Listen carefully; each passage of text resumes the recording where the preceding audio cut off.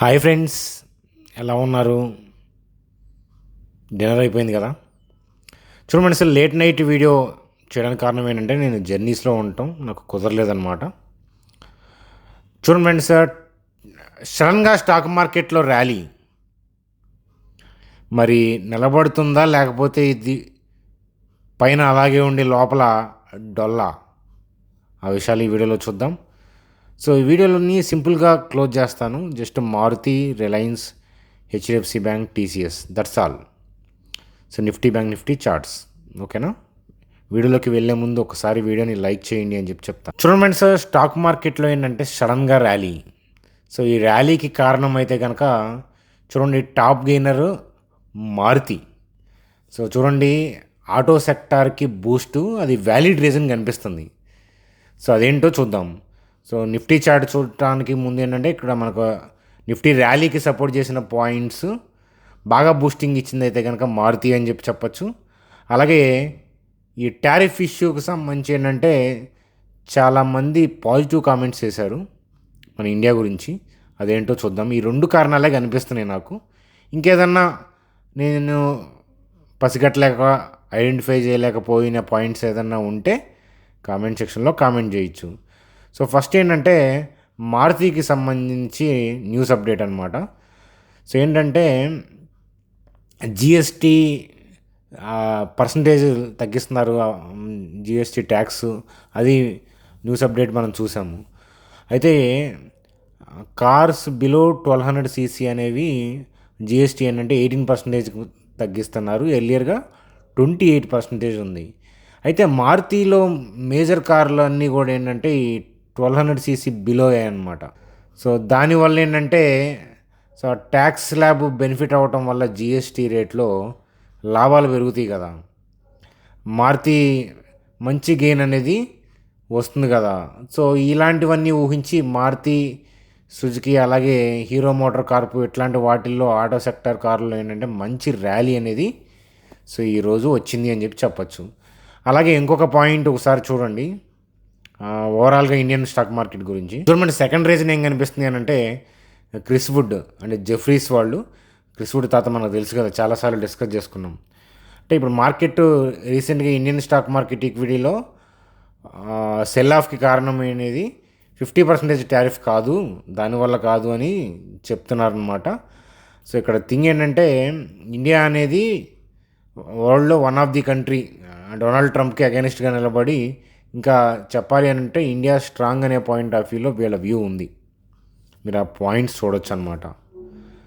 So నిలబడే అంటే యుఎస్కి ధీటుగా నిలబడతా మనం సమాధానం చెప్తున్నామంటే ఎకానమీ స్ట్రాంగ్ అనేదే కదా. కాబట్టి ఆ పాయింట్ని ఇక్కడ వీళ్ళు చెప్తున్నారు. ఇట్లాగా చాలామంది బ్రోకింగ్ కంపెనీస్, రేటింగ్ ఏజెన్సీస్ వాళ్ళు కూడా ఏంటంటే పాజిటివ్ దృక్పథంతో కామెంట్స్ కూడా మనం చూసాము. అర్థమవుతుందా? మరి ఈ ర్యాలీ అనేది నిలబడుతుందా లేక డొల్లా, అది చార్ట్లోకి వెళ్ళి చూద్దాం పదండి. చూడండి సార్, డౌన్ ట్రెండ్ అనుకున్నాం. అలాగే ఏంటంటే షార్ట్ కవరింగ్ ర్యాలీ రానియండి. సో ర్యాలీ వచ్చిన తర్వాత పైనుంచి సెల్ ఆఫ్ జరిగే అవకాశాలు ఉంటాయని మనం అనుకున్నాం. అంటే మనం న్యూట్రల్ మోడ్లోనే ఉన్నాం. మీరు లాస్ట్ వీడియోస్ అన్నీ వెరిఫై చేయండి. ఆగండి అని చెప్పి అన్నాను, మండే దాకా కూడా ఆగండి అని చెప్పాను. లాస్ట్ ఫ్రైడే కూడా మనం వీడియోలో కూడా అది డిస్కస్ చేసుకున్నాం. ఈ రీసెంట్ టెలిగ్రామ్లో అప్డేట్ అంటే టెలిగ్రామ్ గ్రూప్లో అప్డేట్స్ చూస్తుంటే అన్నీ కూడా డౌన్ ట్రెండే. ఈ షార్ట్ కవరింగ్ ర్యాలీ వచ్చేటప్పుడు మనం వెయిట్ చేయాలని చెప్పాను కదా. సో వెయిట్ చేసాం. సో అయితే ఈరోజు వచ్చిన వ్యాలిడ్ పాయింట్ అంటే మారుతి, సుజుకి కానీ థింగ్స్ ఇట్లాంటివి చూస్తే ఏంటంటే మనకి ఇక్కడ నుంచి మార్కెట్ పైకి ఎగబడుతుంది అని అనిపిస్తుంది. కానీ సో మనం charts like Reliance, TCS, HDFC bank వీటిలో దమ్ము కనిపించట్లా. సో మారుతి కొన్నది ఏంటంటే స్పెషల్ న్యూస్ అప్డేట్, అర్థమవుతుందా? కానీ Reliance, HDFC bank, TCS, ICICI bank ఇట్లాంటి వాటి వెయిటేజ్తో పోలిస్తే నిఫ్టీని మారుతి ఏమీ డైలీ పైకి పెంచలేదు కదా, వాటి యొక్క వెయిట్ ఎక్కువ. సో అయితే మరి నా పాయింట్ ఆఫ్ వ్యూ ఏంటి అని అంటే సో మనకి షార్ట్ కవరింగ్ ర్యాలీగానే చూస్తున్నాను. సో దీన్ని మార్కెట్లో అంటే ఇది బాటమ్ అవుట్ అయ్యింది, ఇక్కడ నుంచి ర్యాలీ వస్తుంది అనేది మీకు అనిపిస్తుంది. కానీ నా వ్యక్తిగతమైన వ్యూ అయితే కనుక సో ఆ కైండ్ ఆఫ్ మూవ్ అనేది నాకు హెచ్డిఎఫ్సి బ్యాంకు, రిలయన్స్ ఇట్లాంటి వాటిలో కనిపించలేదు. సో ఈ గ్యాప్ అప్ అనేది ఇది స్పెషల్ చెప్పా కదా, మారుతి కొన్నది పాజిటివ్ కామెంట్స్ చూడటం అది. సరే, మనం ఆల్రెడీ వెయిటింగ్ మోడ్లో ఉన్నాం కదా, డౌన్ ట్రెండ్ అనుకున్నాం. సో ర్యాలీ వచ్చింది. సో అదే షార్ట్ కవరింగ్ ర్యాలీ వస్తున్నప్పుడు మనం చూస్తూ ఉంటాం. మన అబ్జర్వేషన్ ఎప్పుడు ఉంటుందంటే రేపు ఇంపార్టెంట్ మనకి. ఎందుకని, ఒకవేళ ఇది షార్ట్ కవరింగ్ ర్యాలీ మనం అనుకున్నట్లయితే సో మనకి రేపు హైయర్ లెవెల్లో నుంచి మనకి డిప్ అయ్యే అవకాశాలు ఉంటాయి. మరి రేపు హైయర్ లెవెల్ నుంచి డిప్ అవుతుందా లేదా అనేది రన్నింగ్లో చూసి చెప్పచ్చు. చాలా ఎర్లీ మూమెంట్స్లోనే మనం ఐడెంటిఫై చేసే ప్రయత్నం అనేది చేద్దాం. అర్థమవుతుందా? సో కాబట్టి ఏంటంటే, సో అలా మనకి మార్కెట్ హైయర్ లెవెల్ నుంచి డిప్ అవుతుందంటే దాంతోపాటు మనం ట్రావెల్ చేయొచ్చు, అంటే అబ్జర్వ్ చేయొచ్చు దాన్ని. ఒకవేళ మన వ్యూ కరెక్ట్ కాదు, so market already bottom out అయ్యింది అని అనుకుందాం, సెకండ్ కేస్. ఎందుకంటే మీలో చాలామంది అలా అనుకుంటూ ఉంటారు కదా, ఎవరి వ్యూ వాళ్ళది. సో మైట్ బి ఏంటంటే మీరు రైట్ అయ్యి ఉండొచ్చు కూడా, అంతే కదా. మార్కెట్ ఎవరి సొత్తు కాదు. అయితే ఒకవేళ మార్కెట్ బాటమ్ అవుట్ అయ్యి ర్యాలీ అయ్యింది అని అనుకున్నా కూడా, సో ఇక్కడ గ్యాప్ ఉంది కదా, సో ఈ గ్యాప్ కోసం ఏంటంటే మార్కెట్ కిందకు వస్తుంది. అర్థమవుతుందా?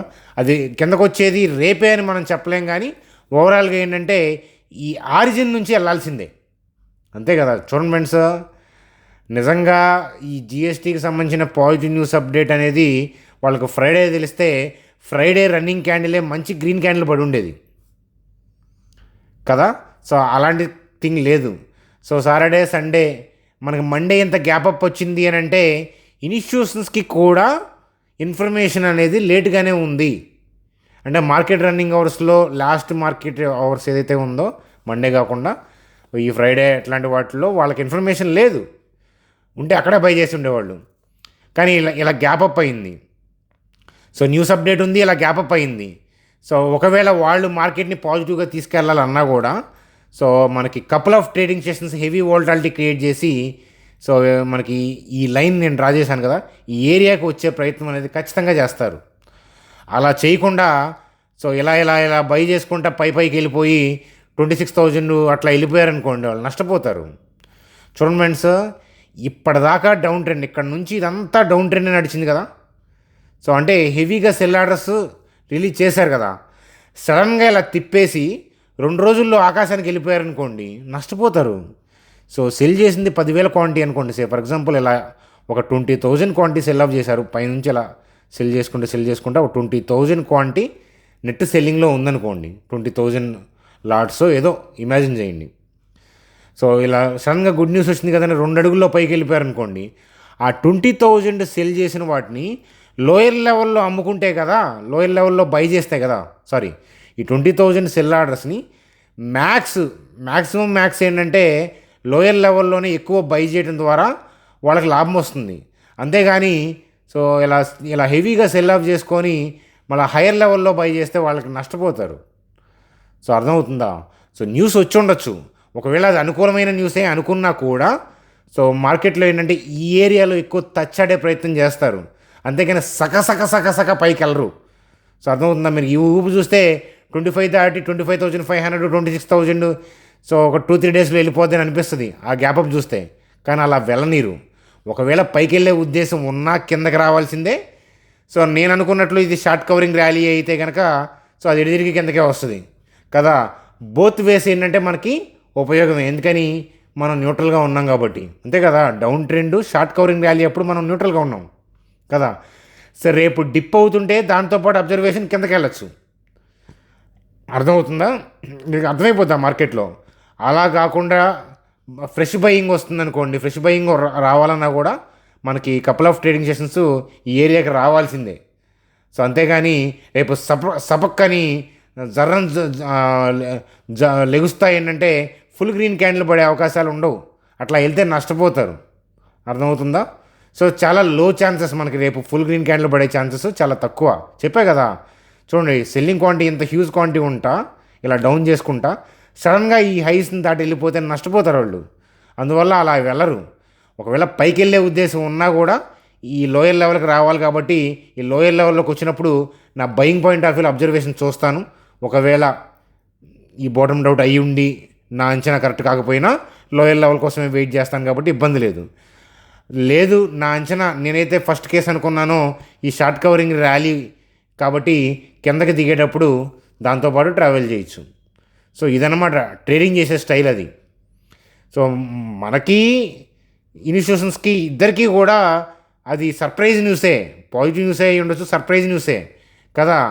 సో ఒక లాటు 2 లాట్లు ఉన్న వాళ్ళే ఇట్లా సడన్గా వచ్చే థింగ్స్కి ఇబ్బంది పడితే మరి వాళ్ళకి హ్యూజ్ క్వాంటిటీలో సెల్ ఆఫ్ చేసిన వాళ్ళెంత ఇబ్బంది పడాలి, మరి వాళ్ళు ఎలా డీల్ చేస్తున్నారు, ఇట్లాంటి వాటి మీద రీసెర్చ్ చేశాను కాబట్టి ఎక్కడ పడితే అక్కడ నేను ఆలోచన చేయను. అర్థమవుతుందా?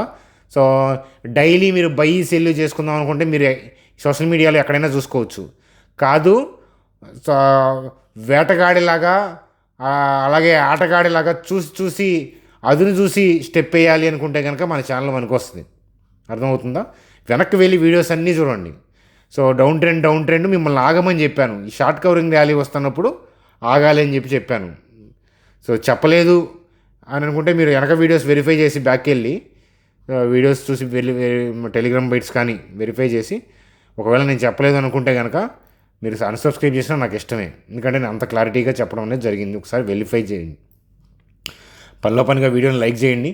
సో నేను అనుకున్నట్టు షార్ట్ కవరింగ్ ర్యాలీ అయ్యేది కింద పడుతుంటే కనుక అది రేపు మనకు అర్థమైపోద్ది, ఇబ్బంది అయితే లేదు థింగ్స్ అన్నీ పాజిటివ్గా మారిపోయినాయి, హెచ్డిఎఫ్సి బ్యాంక్, రిలయన్స్ వీటిలో కూడా బయింగ్స్ కనిపిస్తుంది అని అంటే అది మీకు అప్డేట్ చేస్తాను.